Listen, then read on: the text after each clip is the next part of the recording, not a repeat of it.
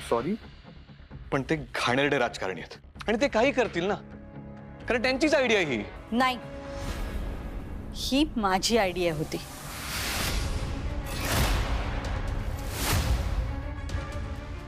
कारण सारिका मला सून म्हणून हवी होती आणि अजूनही हवी आहे.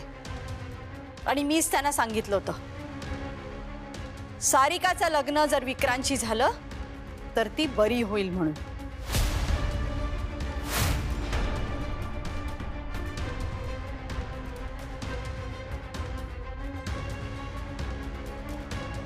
वाई, तुझं हे रूप पहिल्यांदाच बघतोय आम्ही. अगं, जेव्हा विक्रांतने आत्महत्या करण्याचा प्रयत्न केला होता तेव्हा तू 4 दिवस बोलली नव्हतीस माझ्याशी. का? का? कारण मी सगळं लपवलं होतं तुझ्यापासून. आणि आता तू काय केलंस आई? माझ्यापासून लपवून हे सगळं घडवून आणलंस.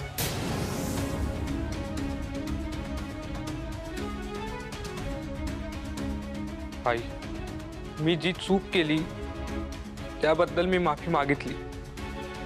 खूप वाईट वाटलं होतं मला, पण आता वाटतंय मेलो असतो ना तर सुटलो असतो. विक्रांत, नाही तर काय, काय पर्याय होते माझ्यासमोर? त्या गुंडांच्या गोळ्या खा, हातपाय तोडून घ्या, किंवा काढा आयुष्य त्या सारिका बरोबर. जर हेच लाईफ द्यायचं होतं तर का वाचवलं मला? मेलो असतो ना तर बरं झालं असतं. गप्पा बस. आई, या विषयावर आपलं एकमत कधीच होणार नाही. मला तर वाटतंय मी या घरातच राहायला नको. म्हणजे हे घर सोडून जाणार आहेस तू? होय, कारण दुसरा पर्याय दिसत नाहीये मला. आईला सोडून जाणार आहेस? इतका मोठा निर्णय? तूच भाग पाडलंस मला. मुलांनी आईचं ऐकायचं नसतं का? असतं ना आई. अगं, पण कुठपर्यंत? हे बघ, प्रत्येक नात्याला एक मर्यादा असते, एक बाउंड्री असते, आणि ती कोणीच ओलांडू नये. लहानपणापासून सगळं ऐकत आलोय मी तुझं.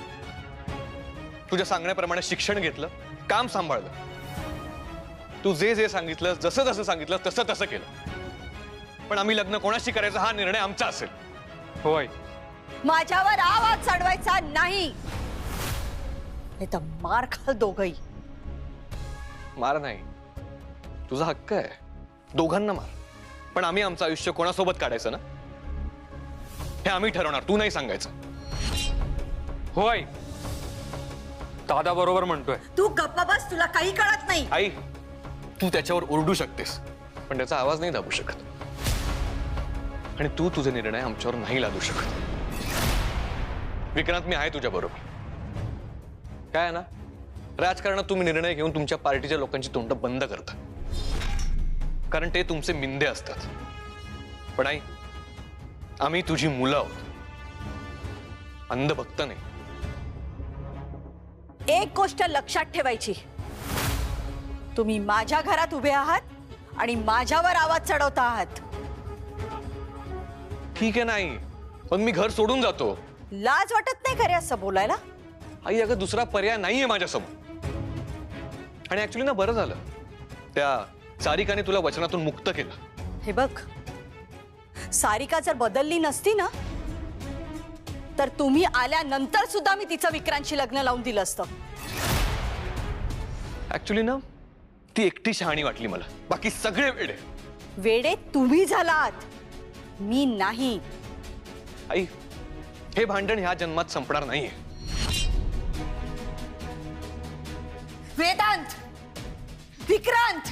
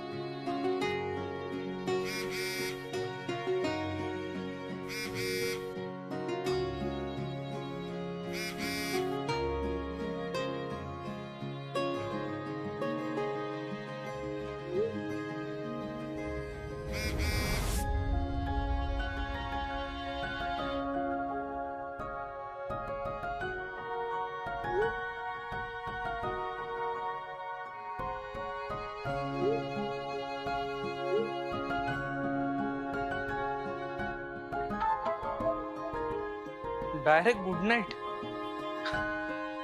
हे काय बरोबर नाही. मला आरतीला समोरासमोर भेटावंच लागेल, तरच सगळं नीट बोलणं होईल. तरच तिला सांगता येईल की माझ्या आयुष्यात केवढा ड्रामा घडलाय. तिचं कॉलेज कधी सुरू होणार आहे ते बघावं लागेल.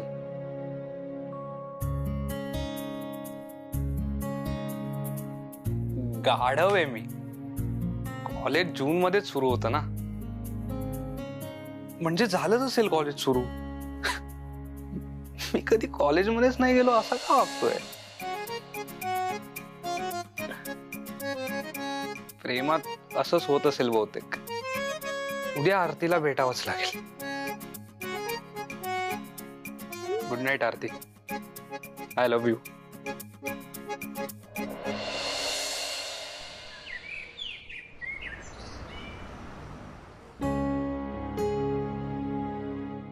गरम आहे ना?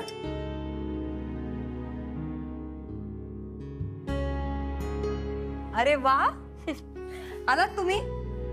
काय किती उशीर केला. मी कधीपासून वाट बघते तुमची, माहितीये? सारिका, हे सगळं तू बनवलंस? हो. अरे बसा ना, उभे का? बसा बसा बसा.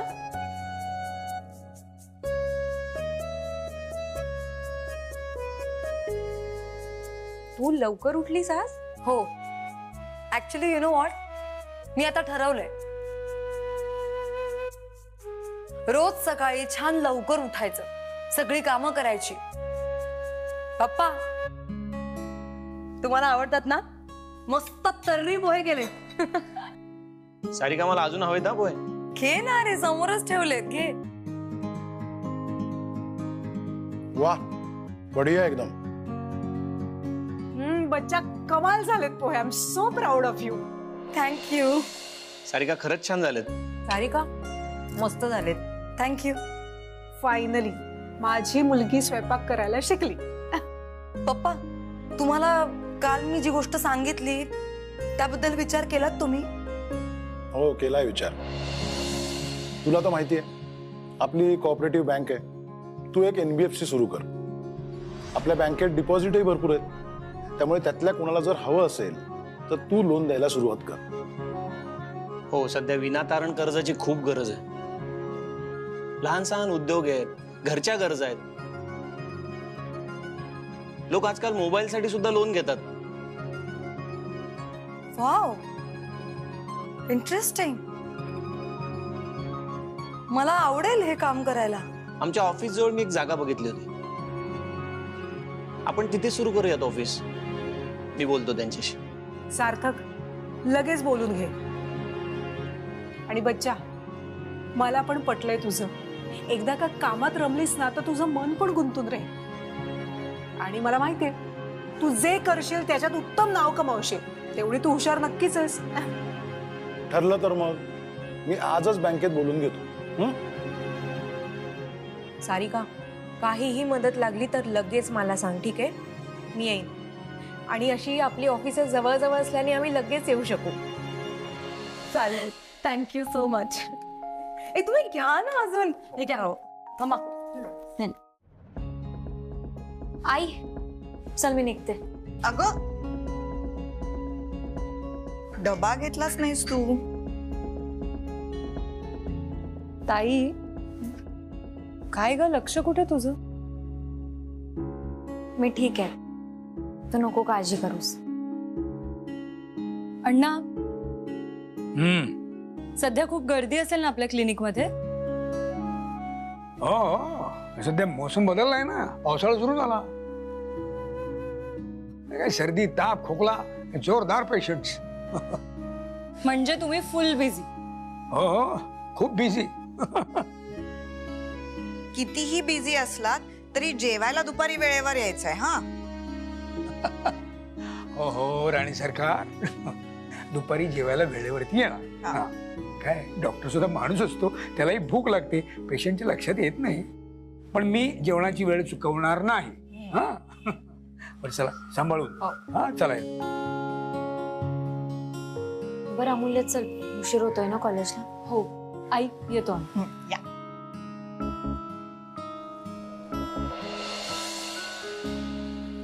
ताई, हे बघ, मला माहितीये तुला माझा राग येतो. मी सारखी तुला सूचना देत असते, तुला टोकत असते. सॉरी ताई, पण मी एक बोलू? बघा मुल्या, असं काही नाहीये, बोलतो. हे बघ, विक्रांत तुला भेटायला येईल. काहीतरी कारण सांगेल आणि भेटायला येईल. कॉलेजच्या बाहेर तर नक्की येईल ताई. मग हे पुन्हा सगळं मला तुला भेटायचंय, तुला बोलायचंय सुरू होऊन जा. तू प्लीज ताई थोडं सांभाळून राहा. कारण ना, अजून हे प्रकरण संपलेलं नाही. माहितीये मला. काल रात्री पण तुला मेसेजेस येत होते ना, म्हणजे तुझा फोन सारखा व्हायब्रेट होत होता म्हणून जाणवलं. मग तो मेसेज करत होता, एका पाठोपाठ एक बोलायचंय म्हणत होता. पण मी सांगितलं सध्या नाही. मी त्याला गुड नाईटचा मेसेज केला, मग गप्प झाला. कुठल्याच गोष्टीचं गांभीर्य का कळू नये ग त्याला? ताई हे बघ, मला कळतंय तुझं मग. ह्या सगळ्यामध्ये ना तुला त्रास होऊ नये, बस इतकंच माझं म्हणणं. ठीक आहे, येते मी.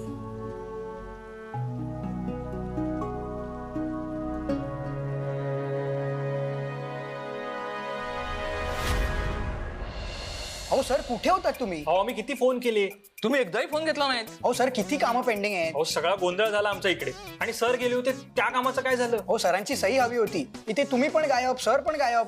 नेमकं सुरू काय आहे? सर लग्न करतायत का? सांगा ना सर, किती वेळ सर, सांगा ना सर. सर, please सांगा ना. काय हो हो, तुम्ही जरा शांत बसाल का? झाले तुमचे प्रश्न विचारू? नाही काय आणखी राहिले असतील तर विचारा एकदाचे. हा, मी कुठे होतो, काय करत होतो, कोणाबरोबर होतो? अरे हे एक कॉन्फिडेन्शियल मॅटर आहे. तुम्ही मला काही विचारायचं नाही, कळलं का?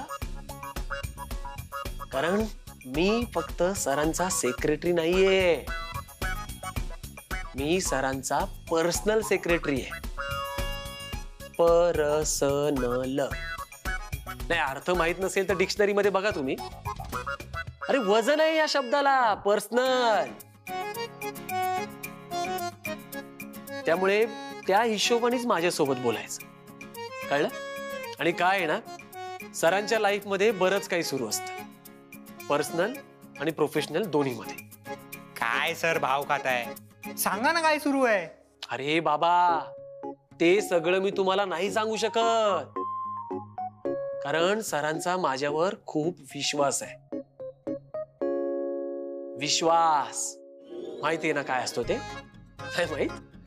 अरे विश्वास त्या माणसावर ठेवला जातो जो विश्वासू असतो, जवळचा असतो. आणि मी सरांच्या खूप जवळचा, खूप विश्वासातला त्यांचा सेक्रेटरी आहे, पर्सनल सेक्रेटरी. आणि तुम्ही मला हे असले पर्सनल प्रश्न नाही विचारू शकत, कारण काय आहे ना, तुमच्या पर्सनल प्रश्नांना उत्तर द्यायला मी बांधील नाहीये. समजलं ना? नाही समजलं नसेल तर एकमेकांना विचारून समजून घ्या मी काय म्हणालो. आणि तुमची जी काही कामं आहेत ना पेंडिंग, त्याची एक लिस्ट बनवून घ्या, मी ती करेन. आता फक्त मी एवढंच सांगू शकतो तुम्हाला.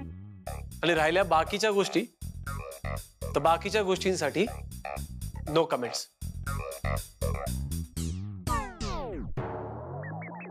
किती भाव खाऊन राहिले हे? सरांबरोबर जास्तच असतात ना, त्यामुळे सरांनी काही केलं तरी हे झाकून ठेवणार. ए, वेदांत सरांना काही बोलायचं नाही. हा, वेदांत सर ग्रेट आहेत. ते असं काहीच करणार नाहीत जे त्यांना झाकून ठेवावं लागेल. सर ओपन बुक आहेत. आणि आत्ताच सांगतो, सरांबद्दल असं काही बोललेलं मला आवडणार नाही. घ्या सरांचा डावा आणि उजवा हात दोघेही आपल्या डाव्या आणि उजव्या बाजूला असताना आपण काही न बोललेलंच बरं. चला चला कामाला लागा, सर येतील.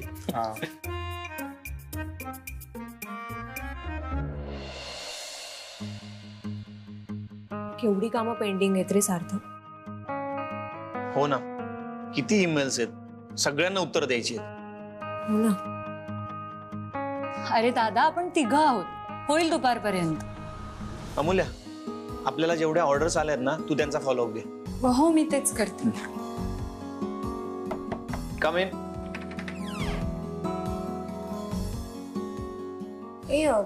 दादा नाही आला ना अजून? माहिती नाही ग, म्हणजे मी काही गेले नाही सकाळपासून तिकडे. विजय, तुम्ही का असे प्रश्नचिन्हासारखे उभे आहात? हे बघा, इथे आम्ही तिघं खूप काम करतोय. तुम्ही आम्हाला डिस्टर्ब नका करू. अहो अमूल्य मॅडम, मी का आलोय आधी ते तर विचारा. सरळ म्हणताय डिस्टर्ब करू नकोस म्हणून. बरं सांगा, का आला आहात तुम्ही? आजी आल्यात बाहेर. कोणाच्या? तुझ्या? नाही हो, तुमच्या. माझी आजी आली आहे इकडे? हो. अहो विजय, मग हे आधी सांगायचं ना. तुम्ही येऊन नुसते उभा राहिला. उभं राहिलो तुम्हीच विचारता की का उभा आहेस म्हणून. बरं आता सांग पटकन, का आली आहे ती? आजींना अमूल्य मॅडमला भेटायचंय. मला? हो, तुम्हालाच. बरं बरं, विजय तू त्यांच्या चहा नाश्त्याचं बघ. ठीक आहे. बहिणी, अगं ऐकलंस ना, तुझ्या आजींना मला भेटायचंय. मला का भेटायचं असेल त्यांना? मला पण समजत नाहीये. चल आम्ही पण येतो तुझ्या बरोबर. खरं तर आजी अशी येत नाही इकडे ऑफिसमध्ये कधीच. पण आता आज आली तर मग नक्कीच काहीतरी कारण असणार. बरं चला, उगा माझ्यावर रागवली असेल आजी तर तुम्ही दोघं हवे तर मला माझ्या सपोर्टला. अरे किती चर्चा करताय तुम्ही. चला आता.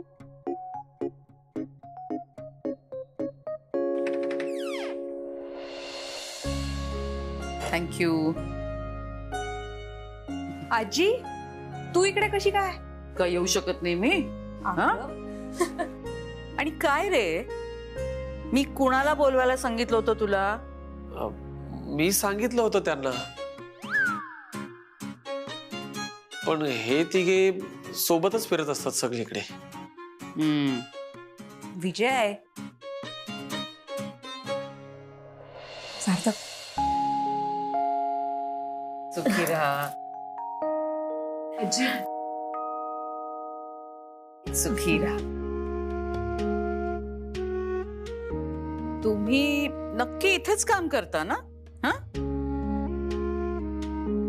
मला वाटलं लग्नामध्ये बँड बिंड वाजवता की काय. आजी, तुला कोणी सांगितलं हे? काय आहे ना, हमारे जासूस चारों तरफ फैले हुए हैं. बरे बघ, त्यावर आपण नंतर बोलूया. आत्ता ना मला अमूल्याशी बोलायचंय. हो बोल ना, बिंदास. आम्ही बसतो इकडेच.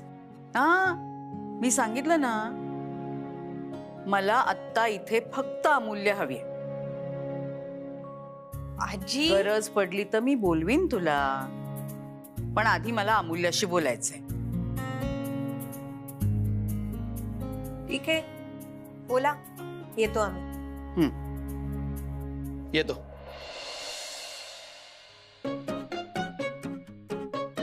तुला काही वेगळं पत्र लिहून सांगू की तुझी इथे गरज नाहीये?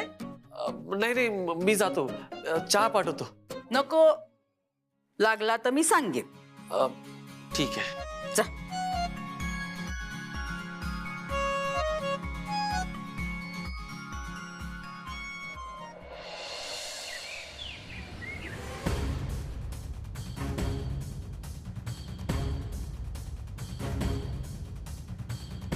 वेदांत, ऑफिसच्या कामासाठी बाहेर चाललेस का? किती दिवस? नाश्ता केलास? तुझ्याशी बोलतेय मी. कुठे चाललायस? आई, आपले विचार पटत नाहीत. सो मी थोडे दिवस या घरापासून लांब राहिलेलं बरं. तू कुठेही जायचा नाहीयेस. असा पळपुट्यासारखा कसा चाललायस तू? आई, अगं सगळं जग जिंकलो मी, पण घरात हरलो. नाही राहू शकत मी इथे. मला भांडायचं पण नाहीये आणि जिंकायचं पण नाही.